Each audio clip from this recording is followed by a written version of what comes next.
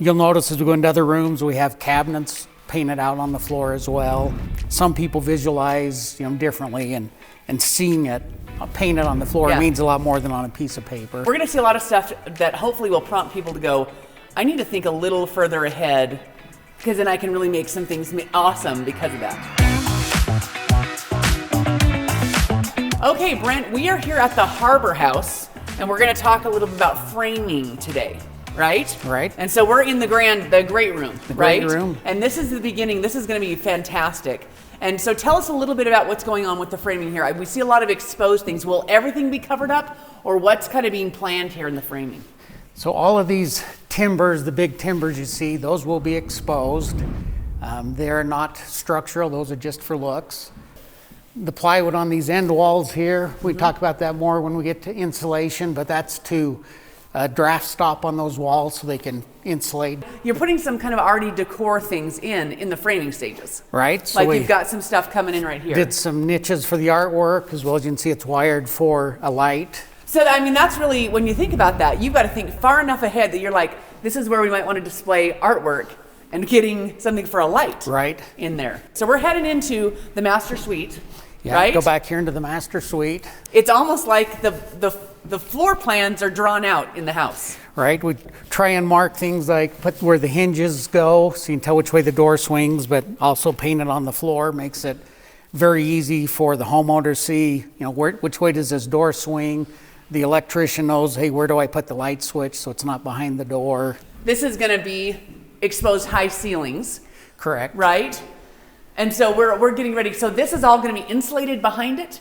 Yeah, so it'll be insulated on top of the sheetrock. There will be some exposed beams in here, but we put backing on the ceiling so it's ready to attach it to I was wondering what the ladders were for. Yep. Because they're going to attach things up in the ceiling. Correct. And now you're attaching to. Yeah, so it's, again, what do I want at the final product to be, and we get ready for it now. On the framing. What's going on with this metal piece? So this is a fairly recent, product for pocket doors.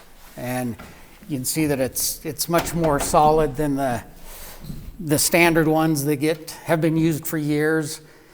The infamous and hated pocket doors. So pocket doors, there's a lot of places a pocket door is really nice. Where I don't want that swinging door coming in here into the bedroom or swinging in here in front of the tub. It's got soft open, soft close options. Yes. So this idea is trying to modernize the pocket door. Yep, make it so it lasts longer. So you're not just putting in a future problem. So now we're into the master bathroom. I can start to see. Yeah, we got some cabinets painted out on the floor. And I've noticed a few of these coming around here.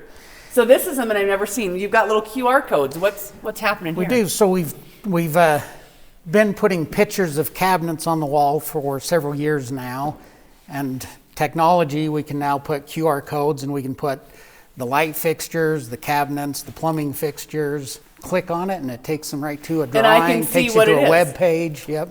I've noticed the alcove. We're going to do yeah. So the freestanding tub will sit over here. So it's got the arch above it. Is this? This is just my own curiosity. Are you finding people are doing jetted tubs or not jetted tubs? We've been doing more not jetted the last few years. I think that is also what I have found in real estate is jetted tubs are going a little bit out. They want the soaker tub. Yeah. They don't necessarily want the jetted tub. The jetted tub, the hot tub's the jetted tub. And now we're into shower. The shower. We'll have a makeup counter over here. This is interesting. Why is this one jogged down? So in this home, we've got floor trusses, which enables you to design the floor so you can recess the shower floor.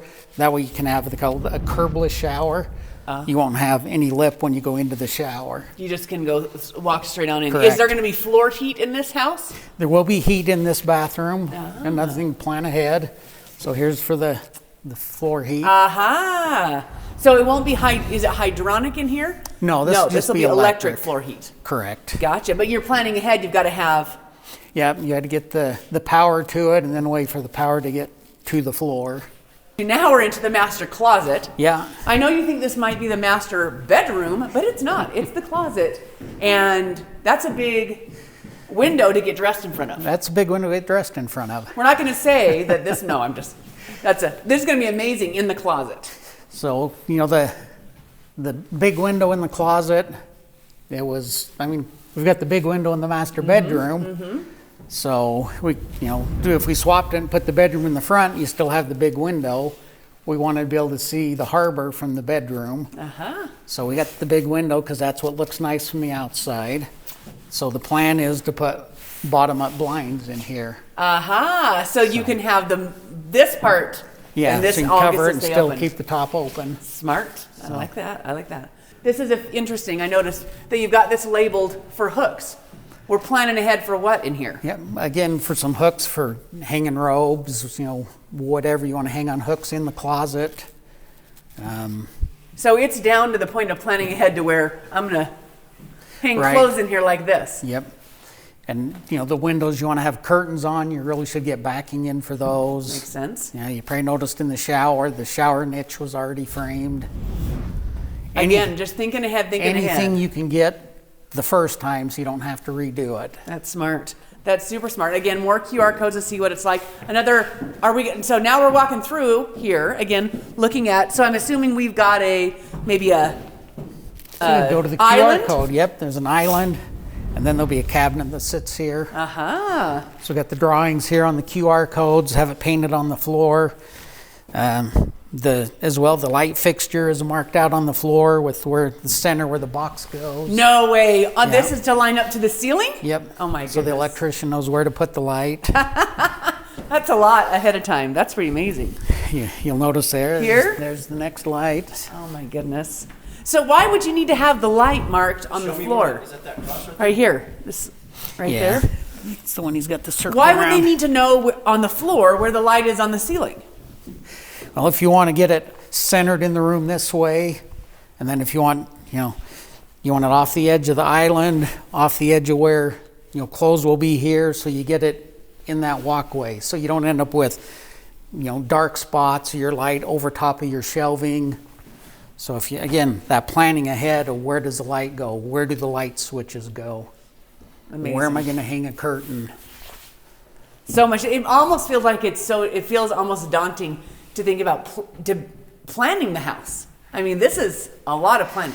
It's a lot of planning. All of those, those decisions all have to be made sooner or later. So it's easier to go ahead and get them made again. So you do it once and you put it in the right place. Instead of the electrician just guessing and then sheetrock's in and you're moving the light. Or cabinets go in, you're moving the light again. So then you've got to patch sheetrock, touch up insulation, touch up the painting. That's pretty awesome. And to think about, that's one of the things I think B&B is really neat, that you're trying to think further ahead. It really just to save the customer. Yeah, and like, Ben said earlier, it's having a project supervisor that has the time to coordinate and, get answers to all of those questions, because there are lots of questions. There are lots of things. If you've been thinking about building your dream home, I'm Braden with B&B Builders. Give me a call.